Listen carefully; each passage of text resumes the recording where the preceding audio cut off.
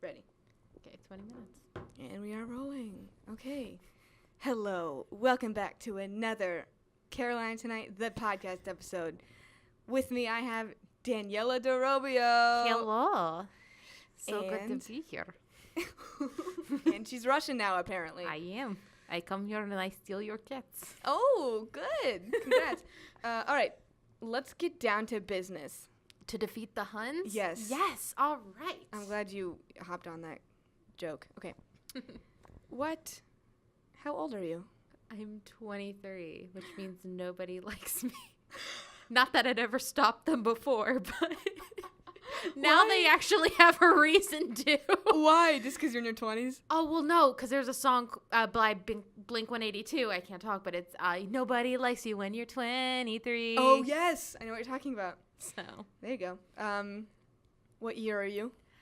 I am unfortunately a senior. I'm graduating in December. Last semester. I know. It's terrifying. I'm sad. Anyway, I your really hometown. My hometown is Rumson, New Jersey, same place as Charlie Puth's. Please do not tell me he's hot, because every time I look at him, I'm like, you literally played piano at my elementary school choir concert. Oh my god. Because oh my god, I would totally do Charlie Puth, and I'm just like, no. No. Oh, that's funny. Yeah, no, it's very interesting because I do like the song Attention, but every time I just think of, so Charlie Puth is going to play piano for the thing, and he just would sit there and play piano. That's all he was known for. Yeah, that kind of brings down the whole image of him a little bit. I know, it does, because I have friends who are like, I love him so much, and I'm like, he did well. He played piano. He does that. So he does that. That's funny. And then you have but you're currently living in Charleston, right? I do, yes. I moved to Charleston for high school and then went back 1 year for college in New Jersey and then came back here because school is expensive in the Upper East area. So it's not here. So there you go. It's expensive for me here. Really? Oh, that's right. You're out of state. Yeah. But I bet you're not paying $60,000 a year, which is what I would have had to pay at Syracuse. Yeah, close. I'm paying 42. I feel that. Yeah, Syracuse is. I know. It's They're in the like, middle of nowhere, right? You should come here for English. And I'm like, I wish I could. Right. I wish. Right. You're like, well, that's just not an option. So that makes sense. All right. So let's talk about your Caroline Tonight career. Yes. Because you've worn many hats in the show of Caroline Tonight. So explain from the beginning. So technically speaking, I am a founding cast member. I have been with the show since it very first began in January of 2016. So when I first transferred here, I went to an SGTV meeting.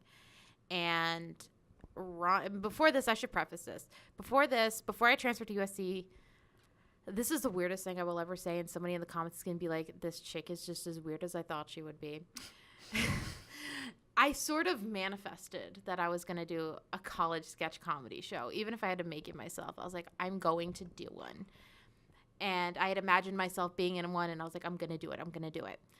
So I get there, and I saw that they were doing it. I ran right up to Sam and Ryan, who started the show, and I'm like, hi, I want to be in your show. I auditioned. I went in. I did a monologue that it was a girl giving her graduation valedictorian speech, but she started yelling and threatening to burn down the whole town. Mm-hmm. And I didn't know how it went because I didn't laugh during the audition. But I still knew I got in because I had 2 omens. Mm-hmm. So the first one was I had a dream that Sunday where I had gotten a call from Ryan. And before I could pick it up, somehow Seth Meyers and Tina Fey appeared in my dream. And they're like, well, did you get it? And I'm like, I woke up. And then later that morning, I was walking. I used to live in downtown Charleston. I was walking to Forever 21. And I stop, and I'm waiting to cross. And this car stops, and the guy looks at me and looks, go ahead. And I'm like, thanks, mister. And I, walk. And I'm like, he looks familiar. And I turn around, and it's Bill Murray. So when I got the call from Ryan, I got an email from him Sunday night. I called my parents so happy. I was like, I got it. So I'd known I was getting it, but still I was very excited. So I've been with the show since very beginning. It's meant a whole lot to me for my entire college career. It's the show where I met my best friend. It's helped me to grow as an aspiring comedian, as an aspiring comedic writer. Yes, there was a time where I was producer for like one semester. Co-producer. Yes, I was a co-producer. I'm sorry. It's okay. I was a co-producer, and that was an experience, to say the least. And then I just was like, I loved it more when I was writing and performing. I felt better about it, and I refused. I think when I was in a leadership position, I should not have been put in a leadership position in the first place. I thought I could do it. I obviously couldn't. But I started to grow like a disdain for it. And I'm like, I can't do that. This show has been a large part of me. And I couldn't do that. So I knew it was time to let go. And that's when I decided to step down. But I've still been with the show as a writer and as a performer. And now I'm doing Update. Yes. So there we go. Yeah, you've really done it all. I have. You're lucky. I've loved doing every minute of the show. I've loved the characters I played and all that. So I'm glad you stepped down because it made it so I could be producer. So You're thank welcome. you. Thank you for giving me this job. Absolutely. Anything to pass on my pain. It's fine. No, you're doing a wonderful job, and I would say you're doing a better job than I could have done. Oh, thank you. I learned a lot from when you were producer, you know. I think you learned like the what not to do, which honestly was helpful. Is very fair. It's just as helpful. Yeah. So I mean, y'all showed me, and even not even like your mistakes, because like if you, the audience listener member right now, doesn't know this, for that semester, we didn't have a theater for a first show, and it's not. I mean, but it was like you just. I know. It wasn't you just my didn't fault. get. Yeah. So wasn't it just like you couldn't get one booked? There was an issue. I don't want to talk smack because it genuinely was a mistake. We had a mistake where the person before me, they had forgotten to lock one door, which it happens, and it was at the theater that we normally were at. And they were very strict there, and they just said, you're not coming back. So when I tried to go back, I tried to sweet talk them. Didn't happen. We struggled to get a theater. Again, I think it was one innocent mistake. I could see why the other people were angry, but you know what? At the same time, I was like, that's really ridiculous that, you know. Right. So like you're going to get mad at that. But yeah. So you guys were coming into the semester thinking, okay, we get to use that theater. Like we'll just talk to them and then end up using the theater. And then when they said no, they were like, oh, it's too late to get a different theater. I had tried the entire summer to get a theater. I literally emailed as many places as I could, tried to figure out like the financial, because SGTV didn't have a lot of money for it. So it was a lot to find a theater, and finally somebody suggested, why not Russell House, and it's worked ever since. Yeah, I love being in Russell. It's fun. It's a lot of fun. It's much more spacious than the other place we were in. Right. Yeah, and it's not a black box. The other one is a black box. It's just a different vibe. Yeah. Yeah. So again, but then I learned from that okay, right when I get the position, I need to make a schedule for this in book the theaters. And so that's how I booked them quickly, because I knew what would happen if you couldn't. And you did a great job of that. Thank you. With the help of my boss, Ivy Spellman. As well. She's very good at that. Yeah. All right. So what else? Talk about like your influences on your life, like comedic or just people that you know. So many. So I'm still a serious actor. So the theater community would be off with my head if I didn't say Meryl Streep for obvious reasons. But I'm inspired by a lot of actors from older generations. I love a lot of older movies. So I'm inspired by Tom Hanks, Meryl Streep. I love Amy Adams. I love Dustin Hoffman. Despite everything that went down with him, wait, what one? I don't know. I don't remember. He was accused in the Me Too movement, and there was actually enough proof, and it's been difficult ever since for me. But, you know, I still, The Graduate and Tootsie have played an influential role in my life where I still have a lot of love for those movies. Anyways, moving on. Comedic. I think one of the best compliments somebody ever gave me when I did a comedic performance was somebody came up to me and they said I reminded them of this actress. She was in a lot of the Mel Gibson movies. It was like Madeline something. I forget her name, but she was also in Clueless, but she was really good. I was so honored.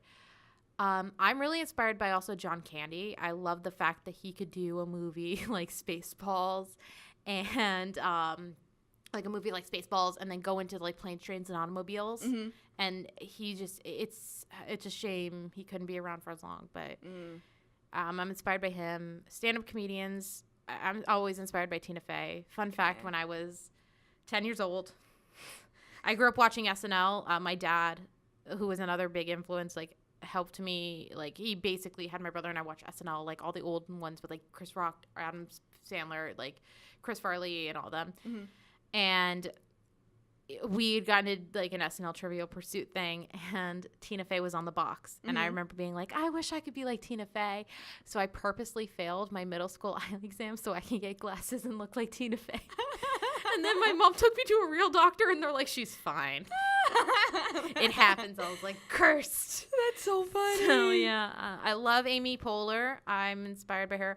I also love Rashida Jones because when you look at somebody like Rashida Jones, she can play the straight man in every comedy, but she does it. She can still be really funny. And she's brilliant and very underestimated. Yeah, I agree. She's great. I love her. Mike Schur, who did like The Office, who worked on The Office. I love him. He does Brooklyn Nine-Nine now as well. I know. I love Brooklyn Nine-Nine. Paul Rudd, again, that's same. He can do something serious, but he can also be really funny. I also, I'm inspired by the guy who started the National Lampoon. Oh, yes. Douglas Kenney. A lot of people don't know about him. If you go on Netflix, there's a movie they made about him. Oh, interesting. I forget what it's called, but what I love about it is we do live in a world right now where it's very much PC and humor can appear can come across as offensive. But what was cool about the National Lampoon is they made fun of everyone. It wasn't directed at a single group of people. Now, granted, a lot of their humor would not work in these things. It would be too sexist, too racist, too this, too that. But it's so funny.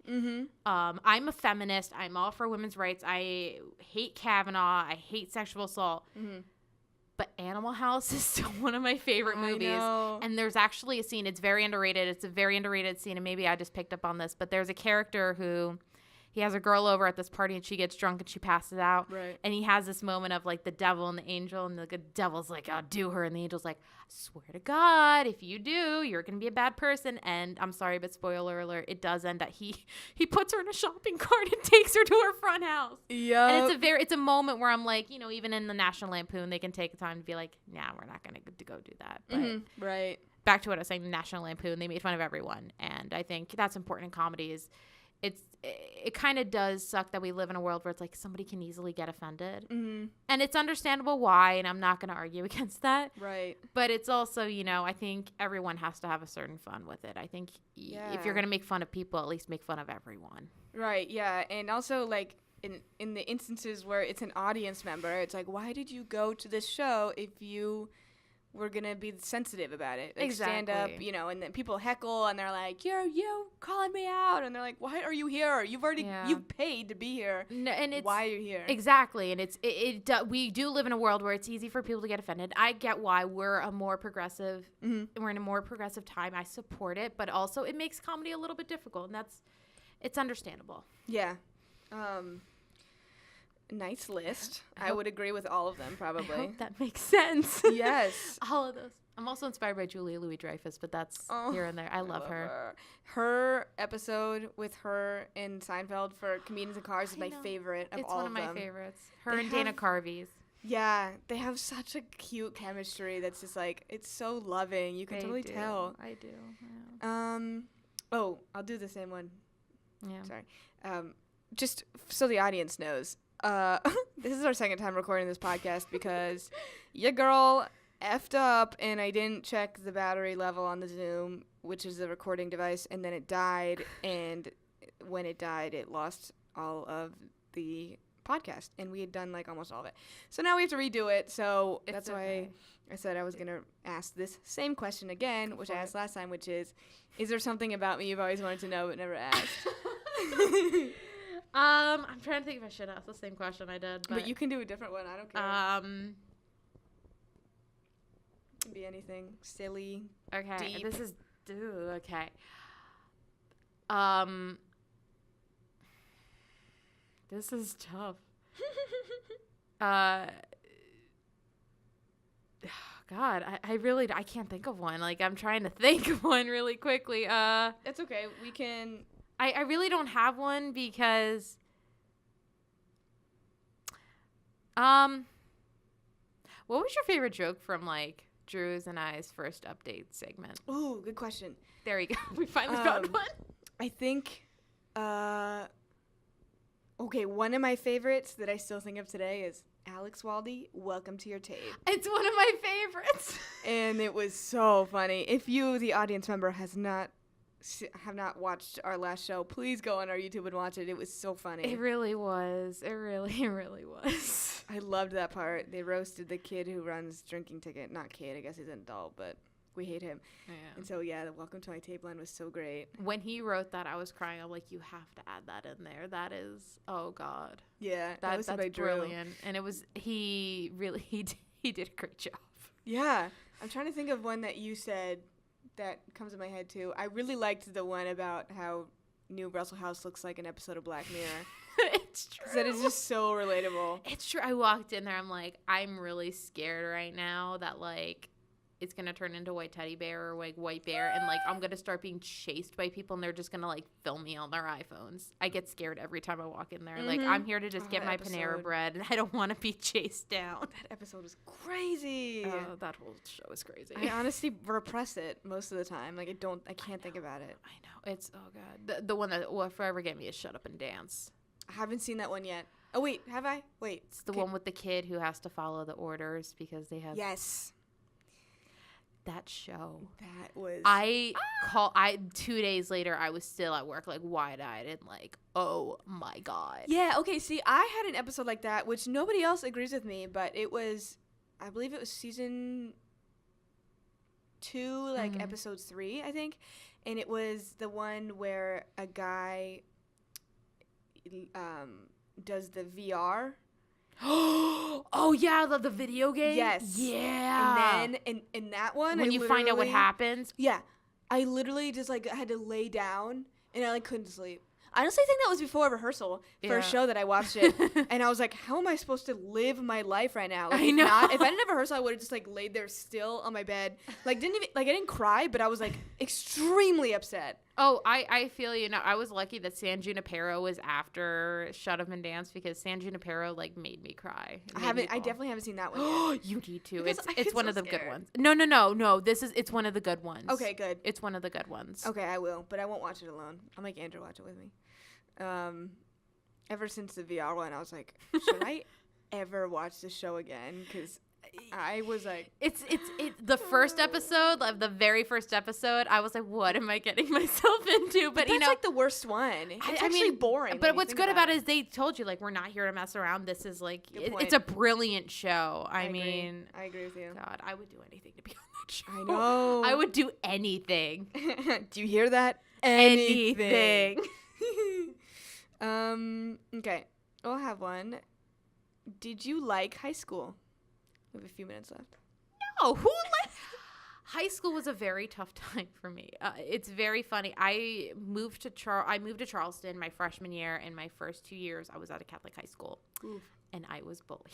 Oh no. No, it's okay. I had a very tough time, being the new girl, and I had a lot of it's that age where you're trying to figure yourself out. Mm-hmm. It was very difficult. It was very hard being in a Catholic school. I wasn't really religious. It was just because the school was closer to where I live. Right. But finally, I couldn't take it anymore, and then I moved to public school to Hanahan, and it was high school is different for everyone. For me, it was difficult. Because of being bullied, I was insecure a lot, and I was a theater kid, and a lot of the times were really tough. I struggled with depression for years, and a lot of those were very formative years of like my depression, and like really were some of the worst. Ugh. And I'm very lucky I had theater, and I really started coming my own in theater as being I went from the girl that nobody wanted to cast anything to suddenly like my freshman year I got a lead role, and it really did save me. It took me a while to get comfortable. it's funny. I had lunch with my high school teacher, and he was like, yeah, your senior year and like your junior year, you were such a prude. And I go, I know. Oh. But I was like, I only had a boyfriend once, and it just, I was a prude. I was insecure. And even though I had lost a ton of weight, I was still insecure, and I didn't think, this is my favorite story to tell really quickly. Sure, yeah, go ahead. My junior year, I didn't get asked to prom. Oh, no. And I was like complaining about it. I was like, it got to a point where my mom was like, I swear to God, if you mention that word one more time, you're not even going. So I complained about it to my then stepdad. Okay.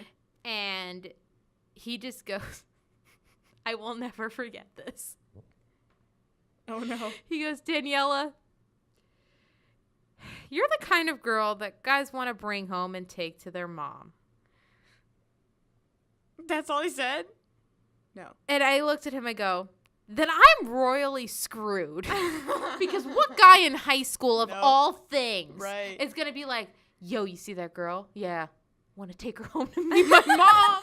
She's like a nice person. You're not like, he goes, you're Let's not take her that to kind of, prom. like, you're that kind of girl. And I'm like, that's it. Insult. But I mean, it took me a while to come to my own senior year. I finally came into my own. People started to recognize me a little bit, and I think that helped. But high school was tough. Aww. So it was just it's tough for anyone. So if you're in high school and you're listening to this, first of all, why are you listening to a college podcast? But second of all, it gets better. It really does get better. I promise Yeah. you. Just put on some Truly. like emo music, and you'll get through it. Truly, you will. I had a very No, go for it. my high school was like, I won't go into it, but it was very like either very good or very bad. Yep. And so I was also bullied on Twitter, and Oh no. and you know what you do when you're cyberbullied? You delete your account. So I deleted my account, and then it was gone, and I was fine. And again, it was like you said, not a big deal. No. And it was pretty funny when I look no. back on it. It was like my ex-boyfriend's girlfriend's friends No. were cyberbullying me, and I was like, what the heck? And so I was like, I'm just gonna delete Twitter. And so I deleted Twitter for like 4 years. Oh god. And it took me so long to be like, all right, I'm gonna get back onto it. And then I made a new account at Holly is not funny. Please follow me. Speaking of which, do you have anything you'd like to plug, Daniela? Yes, for the I end of actually this? do. Quickly though, end of I this I went podcast? from the girl who was being bullied to like my senior year. One of the football players who was popular told me I ranked number 5 in the hottest girls at school. Not that matters now, Congrats, Daniela, number 5. but number 5. I You was go, in the girl. top 5. Yes. So suck it, Bishop England. I'm kidding. Anyway, fine. plug. All right. To SNL, Seth Meyers, Jimmy Fallon, Ellen DeGeneres, Jimmy Kimmel, James Corden, Stephen Colbert. Hi. Trevor Noah. Trevor Noah. I am an aspiring comedic writer, performer. I need a job. I'm graduating in December. I am begging you. I will do anything. If you need coffees delivered, good. What's your order, boo? You'll get it on time and you'll get it right. If you need a writer for something, I got jokes, okay? Listen, I need a job after graduation. My mom won't stop asking questions. Please, I am begging you. Please hire me. Please hire Daniella DeRobbio. It'll be the greatest thing that'll ever happen because, listen, I'm going to be big one day and you're going to want to cash in on me. And I promise, take the credit now so that when I go on one of your talk shows, it's not awkward and I don't make it awkward by saying, hey, you could have cashed in on this early, but you didn't. So use a hoe. So please hire me. Thank you. That was amazing. Thank you. I'm never getting hired. They're gonna be like, now we're good. We'll stick with our Harvard grads. Right. Gosh. Whatever. Thank you for joining me on this podcast, Anytime. Daniela. Thank you. To the listener, please come back to our page. And follow me on Instagram at Daniella X DeRobbio. Yeah, follow her. I need more followers. And follow me on Twitter at Daniella DeRobes. Nice. Good plug. I was on Jimmy Fallon once my tweet was. Yes. That makes her cool. It's decent content. Yeah, it is decent. I can attest to that. What am I trying to say? Come back to our YouTube channel next week. We will have something posted. Anything. Anything. If It might be a short- sex tape. Who knows? A blurred sex tape because SGTV. SGTV rules. SGTV exclusive. Who knows? Yeah. Probably not, but maybe. But yeah, thank you for listening. And follow us at SGTV at USC on Instagram and Twitter, and subscribe to our YouTube channel. Bye. Bye.